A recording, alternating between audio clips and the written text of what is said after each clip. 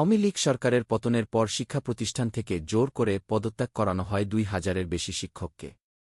কারও কারও পদত্যাগপত্র লিখে নিয়ে গিয়ে শুধু সই নেওয়া হয়। গত বছরের ৫ আগস্টের পর থেকে ৬ মাস তারা বেতন পাচ্ছেন না। এই শিক্ষকদের বেতন চালু করার সিদ্ধান্ত নিয়েছে শিক্ষা মন্ত্রণালয়। একই সঙ্গে সিদ্ধান্ত হয়েছে, সরকারি তদন্তে অনিয়ম দুর্নীতির প্রমাণ না মিললে তাদের চাকরিতেও ফিরিয়ে নেওয়া হবে। শিক্ষা মন্ত্রণালয়ের মাধ্যমিক ও উচ্চশিক্ষা বিভাগের সচিব সিদ্দিক জোবায়ের সমকালকে বলেন, পদত্যাগের প্রতিটি ঘটনার তদন্ত করা হচ্ছে। তদন্ত চলাকালে সবার বেতন চালু থাকবে। অনিয়ম দুর্নীতি প্রমাণিত না হলে চাকরি ফিরে পাবেন। যাদের অনিয়ম দুর্নীতি ধরা পড়বে, মন্ত্রণালয় থেকে তাদের বিরুদ্ধে যথাযথ আইনানুগ ব্যবস্থা নেওয়া হবে। শেখ হাসিনার দেশত্যাগের পর সরকারি ও বেসরকারি শিক্ষা প্রতিষ্ঠানে এক ধরনের অস্থিরতা সৃষ্টি হয়। প্রতিষ্ঠান প্রধানসহ অনেকেই শিক্ষার্থীদের তোপের মুখে পদত্যাগ করতে বাধ্য হন। দুর্নীতি ও অপকর্মের কারণেও কেউ কেউ পলাতক। দেখা গেছে, কোথাও কোথাও সরকার পরিবর্তনের পর অস্থিতিশীল পরিস্থিতির সুযোগ নিয়ে একই শিক্ষা প্রতিষ্ঠানে কিছু শিক্ষক ও রাজনৈতিক নেতা শিক্ষার্থীদের হাতিয়ার বানিয়ে প্রতিষ্ঠান প্রধানকে পদত্যাগ করিয়েছেন। তাদের ব্যক্তিগত দ্বন্দ্ব ও আক্রোশ থেকে শিক্ষকদের পদত্যাগে বাধ্য করেছে ছাত্ররা। শিক্ষার্থীদের তোপের মুখে শিক্ষকের স্ট্রোক করার ঘটনাও ঘটেছে। সংশ্লিষ্টরা বলেছেন, অতীতে সরকার পরিবর্তন হলে বিশ্ববিদ্যালয়ের ভিসিরা স্বেচ্ছায় পদত্যাগ করতেন।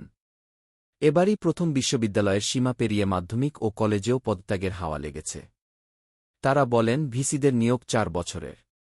আর স্কুল কলেজের প্রধানদের নিয়োগ স্থায়ী। চাপে পড়ে ইস্তফা দিলেও পরে তারা এখন আইনের আশ্রয় নিয়েছেন। সেই সংখ্যা ৮ শতাধিক। গত আগস্টের পর থেকে সারা দেশের বিভিন্ন বেসরকারি শিক্ষা প্রতিষ্ঠানের অন্তত ২,০০০ প্রধান শিক্ষক ও শিক্ষককে পদত্যাগে বাধ্য করা হয়েছে। তাদের কাউকে অপসারণ করা হয়েছে। কাউকে বরখাস্ত বা বাধ্যতামূলক ছুটি দেওয়া হয়েছে। কাউকে আবার অবাঞ্ছিত ঘোষণা করা হয়েছে কর্মস্থলে। এসব অধ্যক্ষ, প্রধান শিক্ষক ও শিক্ষকরা সম্প্রতি আগের পদে বহালের জন্য রাজধানীতে বিক্ষোভ ও মানববন্ধন কর্মসূচিও পালন করেছেন। এই শিক্ষকদের নেতৃত্ব দেওয়া পদবঞ্চিত প্রতিষ্ঠান প্রধান শিক্ষক জোটের আহ্বায়ক আনোয়ার ইসলাম তালুকদার সমকালকে বলেন, শিশুদের সত্যিকারের মানুষ হিসেবে গড়ে তোলার ব্রত নিয়ে সততা, নিষ্ঠা ও নৈতিকতার সঙ্গে কাজ করতে গিয়ে স্বার্থলোভী লোকদের ব্যক্তিগত আক্রোশের শিকার হয়েছি আমরা। তারা পরিস্থিতির সুযোগ নিয়ে কোমলমতি শিক্ষার্থীদের ব্যবহার করে দুষ্কৃতকারীদের সঙ্গে নিয়ে এমন ঘটনা ঘটিয়েছে, যা অস্বাভাবিক, অনাকাঙ্ক্ষিত ও অনভিপ্রেত। তিনি আরও বলেন, কেউ চাকরি হারিয়ে পরিবার পরিজন নিয়ে মানবেতর জীবনযাপন করছেন। কেউ বা পালিয়ে বেড়াচ্ছেন। এই হয়রানি থেকে আমরা রক্ষা পেতে চাই, নিরাপদে বাঁচতে চাই। গত বছরের ২-১ আগস্ট সচিবালয়ে নিজ মন্ত্রণালয়ে প্রেস ব্রিফিংয়ে অন্তর্বর্তী সরকারের শিক্ষা উপদেষ্টা অধ্যাপক ওয়াহিদ উদ্দিন মাহমুদ বলেছিলেন, শিক্ষা প্রতিষ্ঠানে বিভিন্ন পদে দায়িত্বরতদের জোর করে পদত্যাগ ও অপমান করা যাবে না। কারও বিরুদ্ধে ন্যায়সঙ্গত অভিযোগ থাকলে ব্যবস্থা নেওয়া হবে। উপদেষ্টার সে আহ্বান তখন কেউ শোনেনি। ঢাকাতেই পদত্যাগে বাধ্য হওয়া ২ শতাধিক।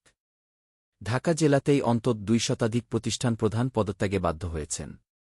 পদত্যাগে বাধ্য হন ভিকারুন্নিসা নূন স্কুল অ্যান্ড কলেজের অধ্যক্ষ কেকা রায় চৌধুরী ও কলেজের পদার্থবিজ্ঞান বিভাগের সহকারী অধ্যাপক ড ফারহানা খানম।